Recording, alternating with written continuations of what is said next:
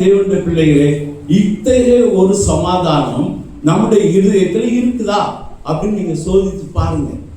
இந்த சமாதானத்துக்காக எவ்வளவு ஆண்டவர் பாடுபட்டார். அது ஒரு 2 வசனத்தை மட்டும் வாசிங்க. லூக்கா எழுதின சுவிசேஷம் 2ஆம் அதிகாரம் 14ஆம் வசனம் வாசிங்க. லூக்கா 2:14 வாசிங்க.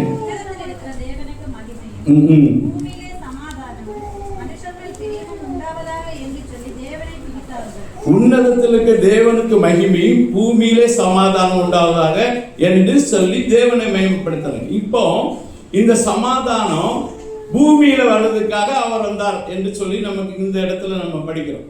பூமியிலே சமாதானம் உண்டாகும்படி. இனியும் அதே லூக்காவில் 19ஆம் அதிகாரம் 38ஆம் வசனம் படிங்க.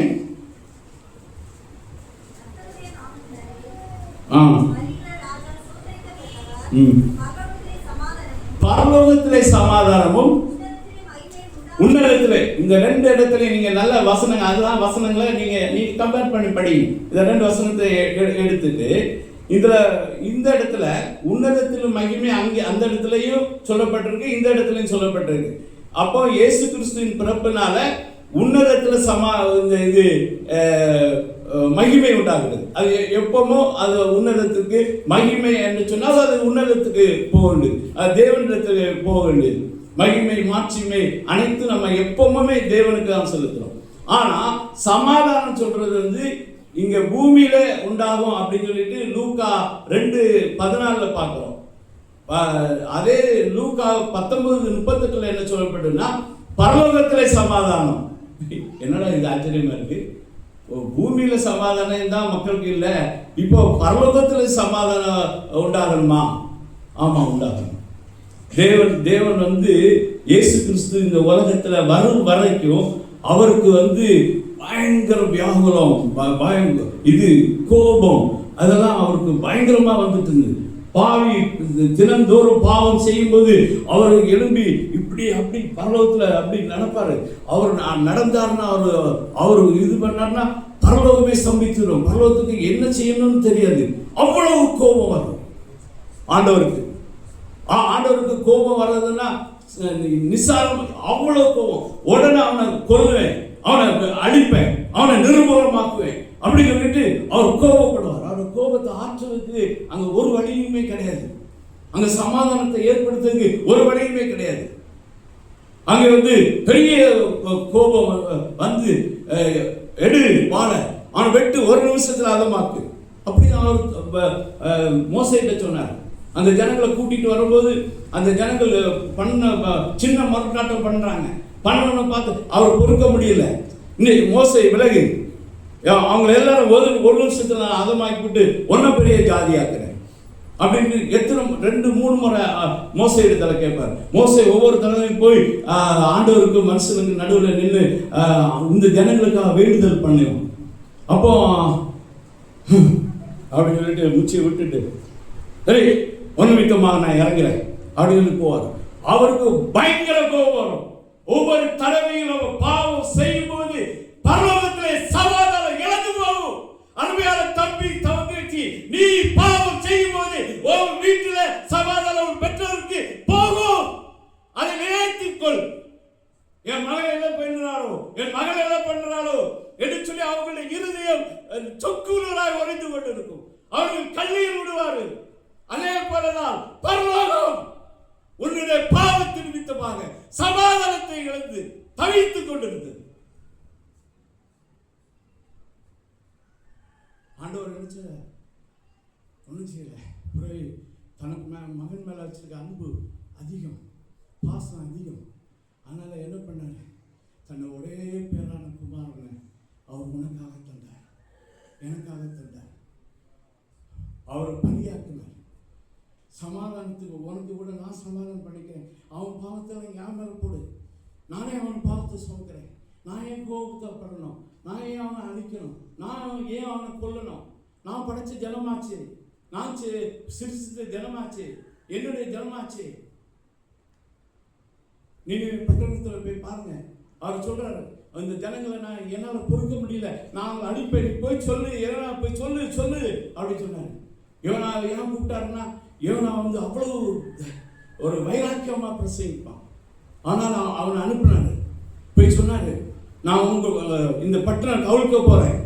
ஆனா அவருக்கு இருதயம் ஒரு பக்கம் பொங்குது, ஐயோ நான் படைச்ச என் ஜனத்தை எப்படி நான் அழிப்பேன், எப்படி நான் ஆதமாக்குவேன், எப்படி நான் கொண்டு போடுவேன். தகப்பனுடைய இருதயம், தாயின் இருதயம் அப்படிப்பட்டது.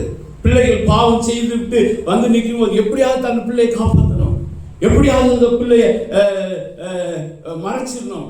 அப்படி நம்ம தவறுகளை செய்யணும், நம்ம மறைக்க முயல்கிறோம்.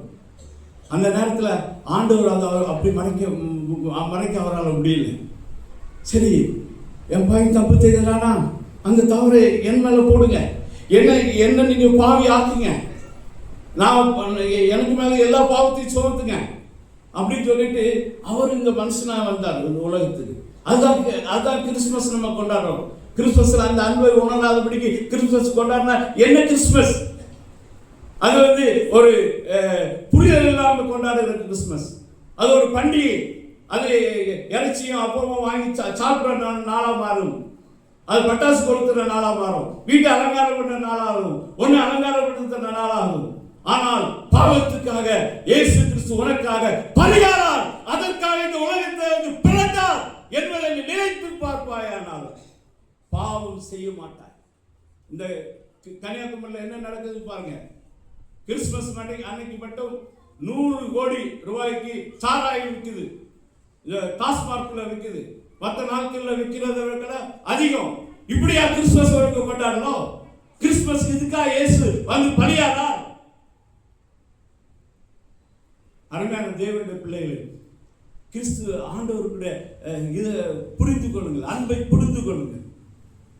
புரிந்து கொண்டு அவர் சமாதானத்தில் இருந்தார். இப்ப அவருக்கு சமாதான கேடு ஒன்றும் இல்லை. அவர் வந்து இப்ப நீ பாவம் செய்யும் போது அவருக்கு சமாதான கேடு இல்லை. அங்க குமாரன் உனக்காக பலியாகி விட்டதுனால, எல்லா பாவத்தையும் குமாரன் சுமந்ததுனால அவருக்கு சமாதானம் வந்தது. அதான் வேதம் சொல்லுது, உன்னதத்திலே மகிமை, பரலோகத்திலே சமாதானம். இந்த காரியத்தை குறித்து நான் பேசணும்னு நினைச்சேன். இன்னும் 1 ஹவருக்கு மேல எனக்கு தேவைப்படும். அந்த எப்படி அவர் அந்த சமாதான காரணர் ஆனார் நீ புரியணும். பேசுவோம், நமக்கு நேரம் கிடைக்கும் போது பேசுவோம். அருமையான தேவனுடைய பிள்ளைகளே, சமாதானம் இங்கே மட்டும் வரல. இயேசு கிறிஸ்து பலியான உடனே பரலோகத்திலேயும் சமாதானம் உண்டாயிற்று. அங்கே உன்னதத்தில் தேவனுக்கு மகிமை உண்டாயிட்டு, அது பிறகுதான் தேவ தூதர்கள் கூட மகிழ்ச்சியாக அங்கே இருக்க முடிந்தது. எல்லாம் விட்டா அடிக்கடி தேவன் கோபப்படுறதை பார்த்து என்ன செய்யலாம், யாரும் அவரை நேரம் பார்க்க முடியாது, அவருடைய கோபத்தை ஆற்ற முடியாது, யாரும் அங்கே போக முடியாது. அவர் அங்கே பரலோகமே சம்பித்து விடும். அவருடைய கோபம் வரும்போது பூமி அதிரும். அப்படி அவர் நடந்து வந்தா பூமி அதிரும். அப்படிப்பட்ட மகாபலி தேவன் உன்னை நீ எவ்வளவாய் நேசிக்கிறார். நேசித்து அவர் தன்னுடைய குமாரனை கொடுத்தார் என்பதை நான் புரிந்து கொள்ள வேண்டும். அப்படி புரிந்து கொள்ள, அதனால உனக்கு சமாதானம் வருது. அந்த சமாதானம் உலகம் கொடுக்கிற சமாதானத்தை வாங்கல, அதுக்காக தன்னுடைய ஒரே பேரான குமாரனை கொடுத்தார். பரலோகத்திலும் சமாதானம், அவருக்கும் சமாதானம் வந்து.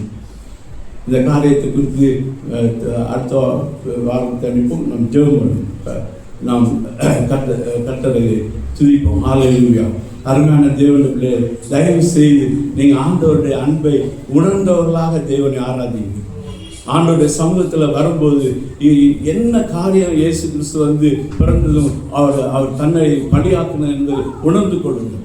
ஹல்லேலூயா. உங்கள் வாழ்க்கையில சமாதானம் உண்டாக வேண்டும், நீங்கள் நல்லா இருக்கணும் என்பதற்காக அவர் கல்வாரி சிலுவையில் பலியானார். ஹல்லேலூயா, ஹல்லேலூயா. அது மட்டுமல்ல, நீ நல்லா நடக்கும்போது, நீ அவருக்கு பிரியமா நடக்கும்போது அவருக்கு மகிமை சேர்ந்து கொண்டே இருக்கும். ஹல்லேலூயா, ஹல்லேலூயா, ஹல்லேலூயா. உன்னுடைய வாழ்க்கை சமாதானமாக இருக்கும். அவர் உன்னையும் சமாதானமாய் வைக்க விரும்புகிறார், தன்னையும் சமாதானமாய் வைக்க விரும்புகிறார். அதற்காக தான் இயேசு கிறிஸ்து அந்த நமக்காய் பலியானார். அருமையான தேவனுடைய பிள்ளைகளை இதை உணர்ந்து கொள்வோம். கர்த்தர் இந்த வார்த்தைகளால் நம்மை ஆசீர்வதிப்பாராக. ஆமென். ஸ்தோத்திரிக்கிறோம். கேட்ட வார்த்தைகளை நம்ம அப்படி எல்லாரும் இருதயத்தின் ஆழத்தில் நினைவு கூர்ந்து ஹல்லேலூயா. அவர் நமக்காக சிலுவையிலே சிந்தின இரத்தத்தினாலே இந்த மகா பெரிதான பாக்கியத்தை நாம் பாவத்திலே வாழ்ந்து கொண்டிருந்த ஒவ்வொருடைய வாழ்க்கையிலும் அவர் இலவசமாய் தந்திருக்கிறாரே. இந்த அன்பை நினைத்து எல்லோரும் அப்படி இருதயத்தின் ஆழத்திலே, தகப்பனே, நீர் எங்கள் மேல் வைத்த உம்முடைய அன்புக்கு நாங்கள் பாத்திரவான்களாய் இருக்கவில்லை ஆண்டவரே.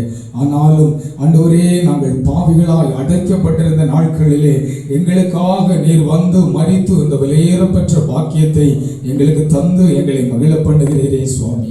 எங்கள் இருதயத்தின் ஆழத்திலிருந்து இந்த ஹல்லேலூயா காலை நேரத்திலே நாங்கள் அப்பாவுக்கு நன்றி செலுத்துகிறோம் ஆண்டவரே. அப்பா, சமாதானத்தை உங்களுக்கு வைத்து போகிறேன், என்னுடைய சமாதானத்தை உங்களுக்கு கொடுக்கிறேன் என்று ஆண்டவர் தந்திருக்கிறாரே.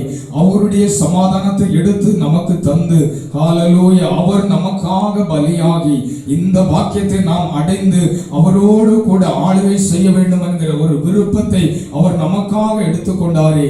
அந்த அன்பை நினைத்து இந்த காலை நேரத்தில் எல்லாரும் வாய்களை திறந்து, அப்பா உமக்கு நன்றி, என்னை நினைத்தருளுனீரே சுவாமி, என் மேல் மனது உருகினீரே அப்பா. நான் அடிக்கப்படக்கூடிய இடத்திலே நீர் எனக்காக அடிக்கப்பட்டு, ஆண்டவரே, நான் தண்டிக்கப்படக்கூடிய இடத்திலே நீர் எனக்காக தண்டிக்கப்பட்ட இந்த பாக்கியத்தை எனக்கு தந்தீரே சுவாமி. ஹல்லேலூயா. உம்மை நன்றியோடு நாங்கள் துதிக்கிறோம் ஆண்டவரே. அப்பா, நீர் எங்கள் மேல் வைத்த அன்பு, அதுக்கு ஈடு இணை ஒன்றுமில்லை அப்பா. இவ்வளவா நீர் அன்பு கூர்ந்தீர்.